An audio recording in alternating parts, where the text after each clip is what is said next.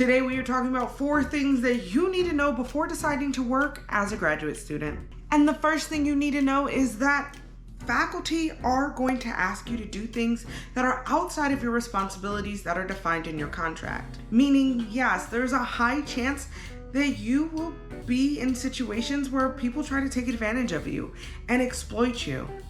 But it's super important to say, as a graduate student, it is your right to advocate for yourself and to protect yourself. You have all the reason to tell them no, to create boundaries. And while I understand that this is totally easier said than done, I do think it's important to say it is necessary for you to make sure that you are having a healthy work-life balance while also being compensated for the work you do. I've personally had faculty ask me to come in a month before my contract starts to work and to stay a month after my contract officially ended to work. Both of those months were supposed to be without pay, or in the way that they described it, I should ration out my hours to make it work. But that's a form of exploitation. My hours were defined in a contract that starts at a certain date and ends at a certain date. But as a graduate student, I didn't know that that was something that I could say no to. I didn't feel empowered enough to stand up for myself or to create healthy boundaries. And I ultimately ended up quitting that job because it was just such a horrible experience. And that person was just so not nice to me. But then the person who took my job after me was presented with the same exact circumstances, and they were able to negotiate pay for those extra weeks that were not included into their contract.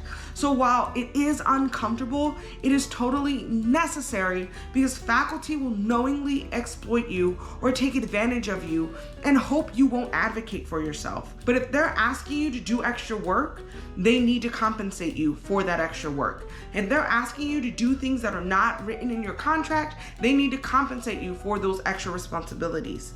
And it is your right, you are protected, and you should advocate for yourself so you don't end up exploited like I did. The next thing you need to know before you start working as a graduate student is that sometimes your payments are late and there's very little you can do about it. So as a graduate student, we are all put on certain academic payment schedules, and it will vary from school to school. But using UCLA as an example, when you start working, you don't get paid until a month after those dates. And so a lot of times, if you are a first-year graduate student and you're not aware of this, that first month of rent to pay can be really intimidating because you didn't realize when you signed the contract that it's going to be paid after and not on the first of every month like every other job that you may have had.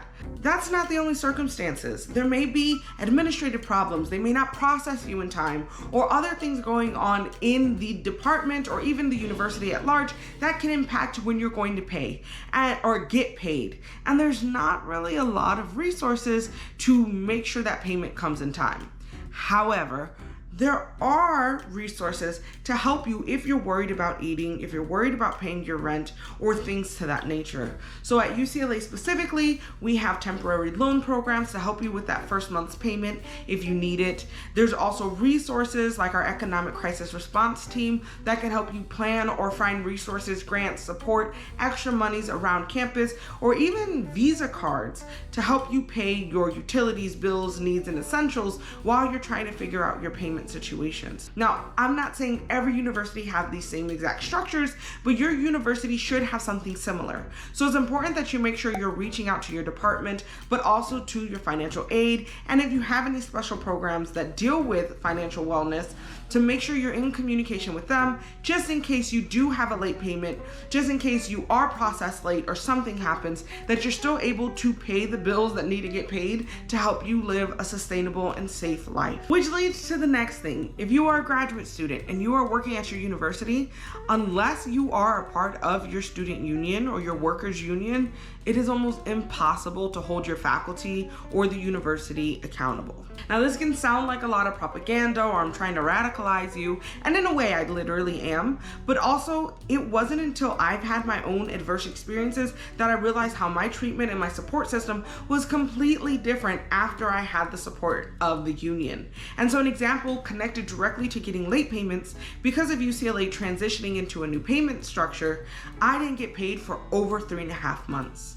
And I wasn't the only graduate student going through this. Being a part of the student union, which at the time I was not, they were able to sue the university to help you get monies to accommodate you for the months that you were not getting paid.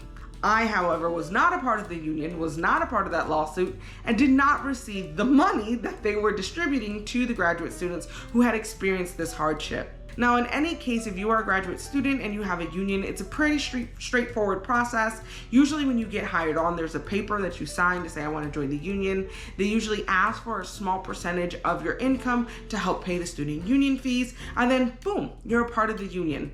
And honestly, I wish I would have joined way earlier, because if you're having difficulty with faculty, if you're being exploited, if your contract's being violated, you can reach out to your union for support, which is something I didn't know. And so I spent a lot of time being mistreated, being exploited, and feeling really alone, because the people that I thought were supposed to help me, the chair, the faculty, my department, were the people actually harming me. And so it's really difficult to feel empowered to talk to these people if they're the ones that are doing the thing that's wrong. But if you have a student union, you have a third party, a mediator, somebody else that knows the structures of the university that can help you find a solution to help you be safe, but also financially stable.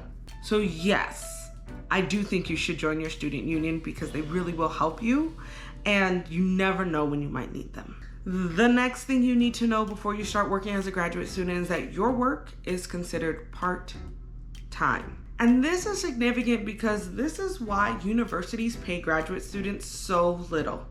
Now, if you want to know more about how much graduate students get paid and what a salary of a graduate student will look like, you should watch this video next, which will be in the description. But generally, what's important to know about this is that they will do what they can to pay you the least amount of money as a graduate student. And because it is a part-time gig, we often aren't allowed to work over 30 hours a week, and that often doesn't necessarily add up to a living wage. However, with that said, it doesn't mean that you don't deserve good compensation. As graduate students, we do a lot of work as a part of our academic student employee positions. We are helping our faculty and basically run the entire academic structure of our universities, and we should be compensated for that.